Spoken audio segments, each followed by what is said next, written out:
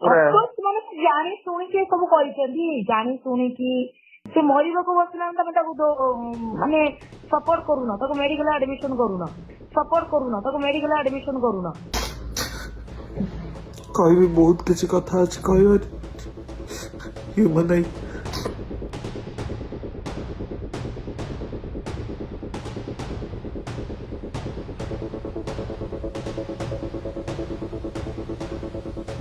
ହ୍ୟୁମାନ ମୃତ୍ୟୁ ପଛରେ ରହିଛି ତାଙ୍କ କ୍ଲୋଜ ଲୋକଙ୍କ ହାତ।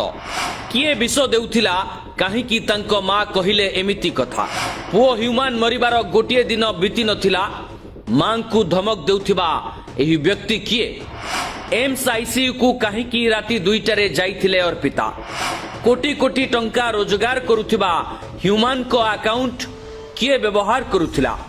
ଦୀର୍ଘ ଦିନ ଧରି ମଦ ସହ ଅନ୍ୟ ଝିଅଙ୍କ ସହ ସମ୍ପର୍କ ମହଙ୍ଗା ପଡ଼ିଲା ନା ସ୍ତ୍ରୀର ପ୍ରତାରଣା ଥିଲା ମୁଖ୍ୟ କାରଣ? ଚୋରର ମୁହଁ ଟାଣ, ବ୍ୟକ୍ତି ମାନଙ୍କର ମୁହଁ ଟାଣ। ତାକୁ ଦୁଃଖ ସୁଖରେ ସାଥୀ ହେବାକୁ ତତେ ଏତେ ଇଏ ଲାଗୁଥିଲା? ତା ପାଖକୁ ଯିବାକୁ ତତେ ଏତେ ଘୃଣା ଲାଗୁଥିଲା? କୋଉ ଟାଇପର ତାର ୱାଇଫ? ମୋ ପୁଅକୁ ଜେହେର ଦେଇକି ମାରୁଛନ୍ତି। ତୁ କାଲି ରାତି 2ଟାରେ ପପୁ ବସେଇକି ତାକୁ ଆଣିଲା ଆଉ ଆଇସିୟୁ କୁ ନେଲା।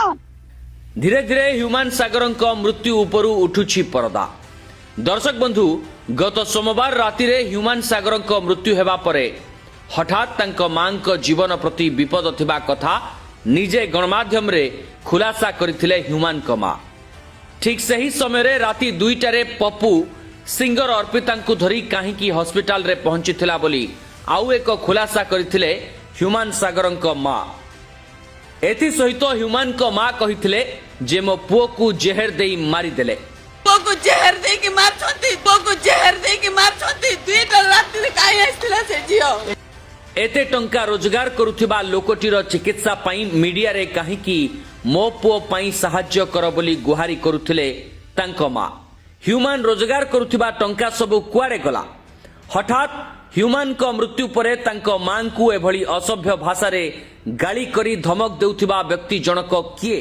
ରଙ୍ଗଟା ଦେଖେଇଲନି ମିଡିଆ ତମର ଯୋଉ ଭାଇ ମା ଆଉ ଝିଅ ରଙ୍ଗ ଦେଖେଇଲେ ଯେ କାହିଁକି ଦେଖେଇଲେ? ସେଇଟା କଣ? ସେଇଟା କାହିଁକି ଦେଖାହେଲା? ଠିକ ଅଛି। କଣ ଚୋରର ମା ଏଠି ଭାଇ ଡିପ୍ରେସନରେ କାହିଁକି ଥିଲା ଆଉ ଭାଇ ମଦ ଚୋରର କାହିଁକି ମୁହଁ ଉଠେଇଲା? ଟାଣ। ହଁ ହଁ ହଁ, ଚୋରର ମୁହଁ ଟାଣ, ବ୍ୟକ୍ତି ମାନଙ୍କର ମୁହଁ ଟାଣ। ଯାହା କହିଲ ମନେ ରଖ। ଶୁଣିଥାଅ ସମସ୍ତେ। ମିଡିଆ ବାଲା ଅଛି କି? ଡାକ ମିଡିଆ ବାଲାକୁ। ତମ ଫୋନ ଟିକେ ଖୋଲିବା ଅବିକା, ତମ ଫୋନ ଟିକେ ଖୋଲିବା ତାପରେ କଥାବାର୍ତ୍ତା।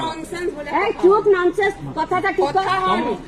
ତମ ପୁଅ ମରିଛି, ତମ ପୁଅ ମରିଛି, ତମେ କାନ୍ଦିଆ ବଦଳରେ ପେସେଣ୍ଟ ଅଛି କଥା କଲ ବହୁତ ସହିଲି।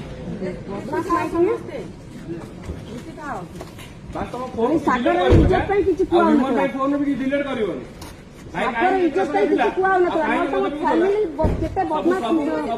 ସବୁ ଭାଇର କାମ କର, ସବୁ କହିଦେବି। କାହିଁକି ଦେହ ଏତେ ଖରାପ ପରେ ବି ହ୍ୟୁମାନଙ୍କ ଶୋ କନଫର୍ମ କରୁଥିଲେ ମ୍ୟାନେଜର? ଟଙ୍କା ରୋଜଗାର ପାଇଁ କିଏ କରୁଥିଲା ଏତେ ପ୍ରେସର? ହ୍ୟୁମାନଙ୍କ ମାଙ୍କ ଅଭିଯୋଗ ଆଧାରରେ ପୋଲିସ ତଦନ୍ତ କରିବ କି? 4 ବର୍ଷ ହେଲାଣି ମୋ ପୁଅ ଦେହ ଖରାପ, ତଥାପି ତାକୁ ରେଷ୍ଟ ମିଳୁନଥିଲା। ମରିବା ପର୍ଯ୍ୟନ୍ତ ତାକୁ କାମ କରାଇଲେ, ମୋତେ ବି ମାରିଦେବେ। ଏହି ସବୁ କଥା ମୁଁ ମିଡିଆରେ କହିଦେବି ବୋଲି କହିଛନ୍ତି ହ୍ୟୁମାନଙ୍କ ମା। ତେବେ ଦର୍ଶକ ବନ୍ଧୁ, ଓଡ଼ିଶାର ଜଣେ ସୁନାମଧନ୍ୟ ସିଙ୍ଗରଙ୍କ ମୃତ୍ୟୁର ଗୋଟିଏ ଦିନ ଭିତରେ ତାଙ୍କ ମାଙ୍କୁ ଏପରି ଅସଭ୍ୟ ଭାଷାରେ ଧମକ କାହିଁକି? ହ୍ୟୁମାନଙ୍କ ପିଏ ଗଣମାଧ୍ୟମ ସମ୍ମୁଖରେ ହ୍ୟୁମାନଙ୍କ ମାଙ୍କୁ ଏଭଳି ଧମକ ଚମକ ଦେଇ କଥା କହିବା କେତେ ଠିକ୍? କଲ୍ ରେକର୍ଡିଂରେ ହ୍ୟୁମାନଙ୍କ ସାଙ୍ଗଙ୍କର ଏଭଳି ସନ୍ଦେହ କାହିଁକି? ଲୋକ ଟଙ୍କା ଲୁଟିକି ଖାଇବା ପାଇଁ ବସିଛନ୍ତି। ଏବେ ସ୍ୱାର୍ଥ ଦୁନିଆ, କେହି ନାହାନ୍ତି କାହାର। ନିଜ ମା ଦେଇକି ତୁମେ ଯଦି ସେତିକି କରିଥାନ୍ତ, ଆଜି ପୁଅ ଆଜି ହାରି ନଥାନ୍ତା।